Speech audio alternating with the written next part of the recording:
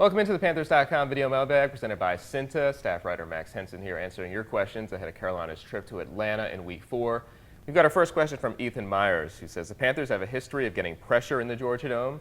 Is this the game we finally see Charles Johnson step up? Well, Charles does have a tendency to step up when the Panthers are playing in that Georgia Dome. You look back, 6.5 sacks in his last 4 games at the Georgia Dome. He had 3.5 in 2012 against Matt Ryan. So he always seems to raise his level when he plays in what is a homecoming game for him. Of course, the Georgia native always seems to play well down there. Now, through the first 3 weeks of the season, Charles hasn't recorded a sack yet. You know that's something that he wants to get off the schneid and get that first sack of the season. This would be a perfect opportunity to do it. He's been great against the run, hasn't been able to maybe a factor as much in the pass rush game as you would like to see from Charles.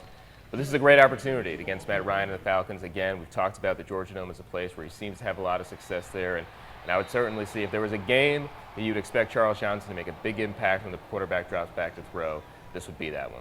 We've got our next question from TJ Lewis, who asks, will Kelvin Benjamin get a reception? I'm going to go out on a limb and say yes, Kelvin Benjamin will have a reception against the Atlanta Falcons this week. It's been a big topic of conversation after the Vikings held him without a catch a week ago. But going forward, the Panthers fully anticipate getting him more involved. They know it's a key to their success offensively. Look what the Vikings did. You give them a lot of credit for kind of throwing Carolina out of sync offensively in that second half. They couldn't really get much going. So Minnesota deserves a lot of credit.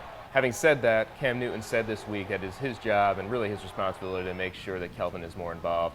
He almost promised, essentially did promise, that that will not happen again, that he will not go with a game without a catch and just 1 target. So I would fully expect Kelvin to be heavily involved against the Falcons this week. They need him to play big to come out with a win.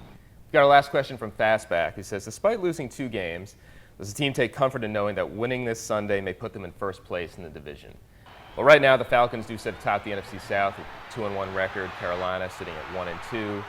And yeah, there are some division implications, as you mentioned, but I think it's important to note that here, going into Week 4, the way the division standings look could be a lot different than what we see in, let's say, Week 14. The NFL season is a marathon. A lot of things can change as you get through the grind of the season. But having said all that, Carolina is 3-time defending NFC South champions. This is their first game in the division. You get the sense that they kind of want to remind everybody that they have run the NFC South the last 3 years. The best way to do that is get off to a good start in the division with a big win against Atlanta on Sunday. Well, thanks for the questions this week, everybody.